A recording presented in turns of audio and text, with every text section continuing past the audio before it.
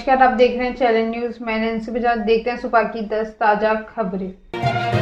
बाली में भारतीयों के बीच मोदी। इंडोनेशिया के बाली में आज से G20 समिट शुरू हो गई है। समिट के फर्स्ट सेशन में फूड एंड एनर्जी सिक्योरिटी प्रधानमंत्री ने क्या कहा, आइए जानते हैं। पीएम ने अपने भाषण की शुरुआत में इंडोनेशिया भारत के हजारों साल पुराने संबंध का जिक्र किया।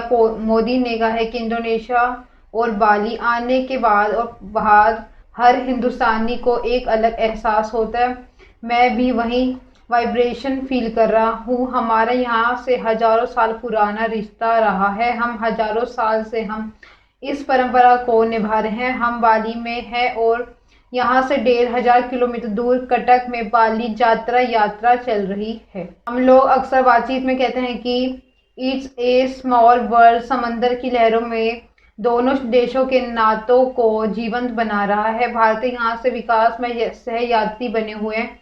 हमने इंडोनेशिया के कलाकार को पद्मश्री के सम्मानित किया है। तब राष्ट्रीय भवन तालियों से गूंज उठा है। वो कहते हैं कि भारत की सबसे बड़ी विशेषता अतिथि देवो भव है। इंडोनेशिया के लोगों का अपनत्व भी कम नहीं है। पिछली बार में जहां यहाँ आया था तो राष्ट्रपति जोको विडोडो के साथ पतंग उड़ाई थी। मुझे गुजरात में मकर संक्रांति पर पतंग उड़ाने का काफी अनुभव है। हम सुख दुख के साथी हैं। 2018 में जब यहाँ भूकंप आया तो हमने ऑपरेशन समुद्र में त्रियति चलाए। जब हमने 99 नॉटिकल मील दूरी 99 नॉटिकल पास है। भारत के अगर हिमालय है तो यहाँ आगुंग है। भारत के अगर गंगा है तो बाली में भी गंगा है। यहाँ के श्री गणेश घर घर विराजमान है।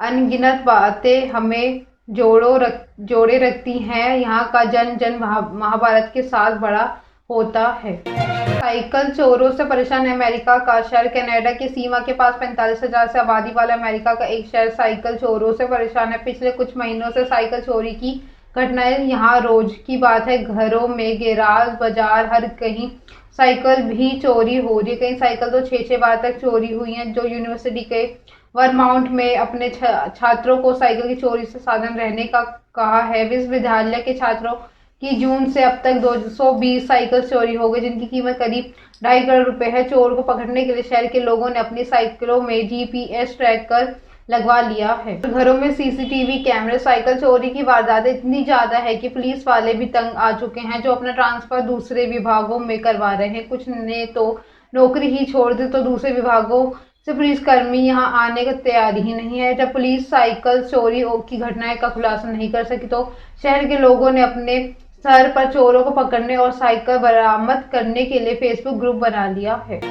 कल लॉन्च होगी देश की सबसे सस्ती इलेक्ट्रिक कार। अगर आप किफायती इलेक्ट्रिक कार के इंतजार में है तो आपके लिए अच्छी खबर है। मुंबई बेस्ट इलेक्ट्रिक वाहन निर्माता अपनी PMV इलेक्ट्रिक कल्याण 16 नवंबर को अपनी पहली इलेक्ट्रिक कार EASE लॉन्च करेगी। इस कार में माइक्रो कैटेगरी की होगी।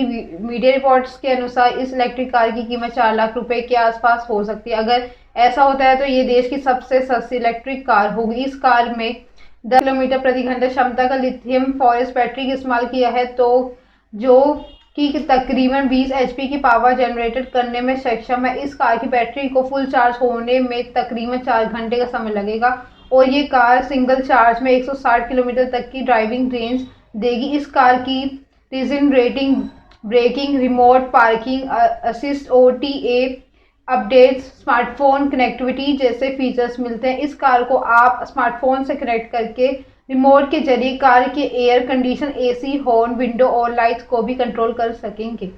6 एयरलाइनों पर लगा जुर्माना। US ने टाटा ग्रुप के एयर इंडिया को डिफरेंस और पेनल्टीज भरने का आदेश दी है। ऑफिशियल्स के मुताबिक अमेरिका ने एयर इंडिया को रिफंड के रूप में $121.5 मिलियन 985 करोड़ रुपए का भुगतान करने को कहा। इसके अलावा कैंसिलेशन और चेंज इन फ्लाइट्स के कारण पैसेंजर्स को रिफंड देने में देरी के लिए पेनल्टीज के रूप में $1.4 मिलियन 11.35 करोड़ रुपए का भुगतान करने का भी आदेश दिया। US डिपार्टमेंट ऑफ ट्रांसपोर्टेशन ने सोमवार को कहा है कि एयर इंडिया उन 6 एयरलाइनों में शामिल है जिन्होंने रिफंड के रूप में टोटल $600 मिलियन यानी 4,4865 करोड़ रुपए और 7 25 मिलियन 58 करोड़ रुपए से ज़्यादा का पेनल्टीज का भुगतान करने को सहमति व्यक्त की है। एयर इंडिया के अलावा जिन अन्य एयरलाइनों पर जुर्माना लगाया गया है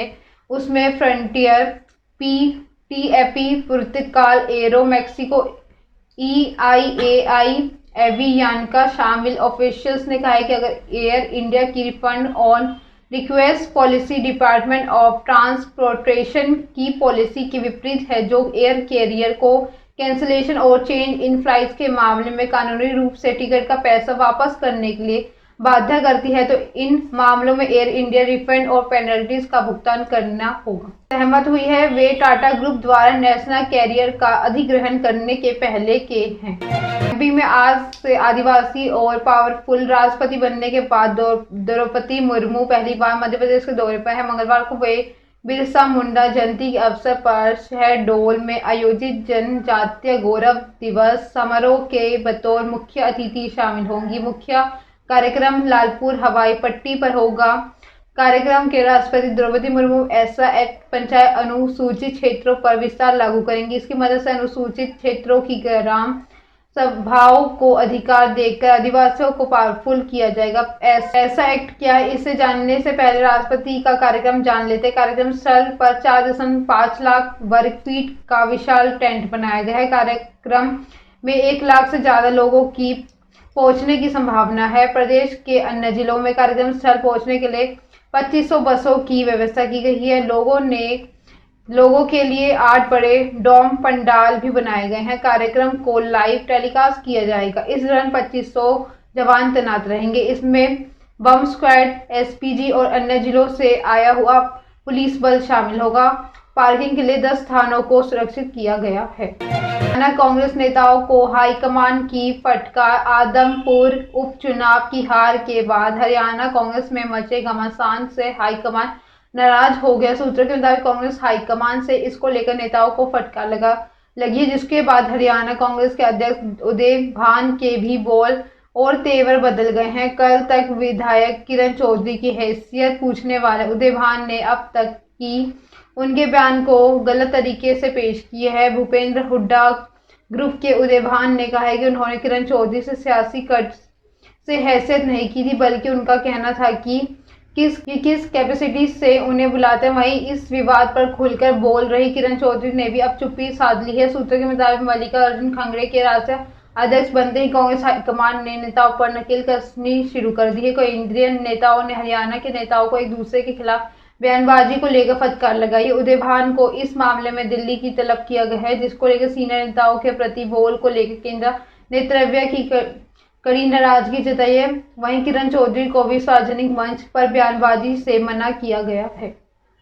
अब राम रहीम का किसान अवतार 40 दिन की पैरोल पर बाहर आए। डेरा सच्चा सौदा के प्रमुख राम रहीम का अब किसान अवतार सामने आया। उत्तर प्रदेश के बागपत स्थित बड़नावा आश्रम में राम रहीम ने अब खेती की। राम रहीम ट्रैक्टर चलाकर खेत की जुताई की। हालांकि ये खेती कम रही, इनका वीडियो शूट ज्यादा रहा। 5 से ज्यादा कैमरामैन इनकी वीडियो बनाते दिखे। वहीं कई डेरा प्रेमी खेतों के किनारे खड़े नजर आए। इसमें पहले राम रहीम ऑनलाइन सत्संग कर रहे थे। वहीं पैरोल के दौरान 2 गाने भी रिलीज हो चुके। कुल मिलाकर पैरोल के दौरान राम रहीम खूब एंजॉयमेंट कर रहे हैं। जो भी रिलीज की जा रही है, डेरा मुखी राम रहीम ट्रैक्टर चलाते हुए भजन गाते नजर आ रहे हैं। साथ ही कहा है कि वे 7 साल की उम्र में ही ट्रैक्टर चलाना सीख गए। इतना ही नहीं, 9 साल की उम्र में खेती करना शुरू कर दी थी। करीब 7 से 8 साल बाद उन्हें ट्रैक्टर चलाने का मौका मिला। राम रहीम कहते हैं कि उसने ऊँट भी हल जोते हैं। वे किसानों को अन्नदाता का दर्जा देते हुए उन्होंने ऑर्गेनिक खेती करने का संदेश दे रहे हैं, जिसमें कि पानी की बचत हो और आमदनी अधिक हो। राम रहीम नौकरी की बजाय युवाओं को खेती करने की प्रेरणा दे रहे हैं। मंदिर के समय में हुआ परिवर्तन। मथुरा के वृंदावन में स्थित विश्व प्रसिद्ध बांके बिहारी मंदिर में श्रद्धालुओं की बढ़ती संख्या को देखते हुए मंदिर खुलने के समय में परिवर्तन किया गया है। मंदिर के पट जहां पहले 8 घंटे 15 खुलते थे, वहीं अब 11 घंटे खुला करेंगे। मंदिर के रिसीवर सिविल जज सीनियर डिवीजन ने समय बढ़ाने को लेकर आदेश जारी किए। बांके बिहारी मंदिर विशेष को पर्वों को छोड़कर आम दिनों में दोनों समय मिलकर कुल 8 घंटे 15 मिनट के लिए खुलते थे। गर्मियों के सुबह 7:45 से दोपहर 12 बजे तक और शाम 5:30 में शाम 9:30 तक। वहीं सर्दियों में 8:45 से दोपहर 1 बजे तक और शाम 4:30 में शाम 8:03 PM तक खुलता है। SD की वापसी संभव, BCCI बिना वर्ल्ड कप खिताब के देश लौटी T20 को बदलने की योजना बना रहा है। बोर्ड की योजना में 2007 का खिताब जीतने वाले महेंद्र सिंह धोनी का भी रोल है। बोर्ड T20 टीम को आक्रामक बनाने के लिए धोनी को फिर टीम से जोड़ सकते हैं। बोर्ड T20 वर्ल्ड कप 2022 भी धोनी को मेंटोर के तौर पर टीम के साथ भेज चुका है। द टेलीग्राफ की रिपोर्ट में ये दावा किया गया है कि रिपोर्ट के मुताबिक BCCI इंग्लैंड की तरह फेयरलेस क्रिकेट खेलने वाली टीम बनना चाहता है कि एक्सपर्ट स्किल्स की मदद लेने पर विचार कर रहा है। वो जल्द ही फैसला भी लेंगे। रिपोर्ट के मुताबिक धोनी को BCCI बड़ी जिम्मेदारी सौंप सकता है। उन्हें लिमिटेड ओवर यानी T20 और वनडे के लिए कोच का डायरेक्टर भी बनाया गया है।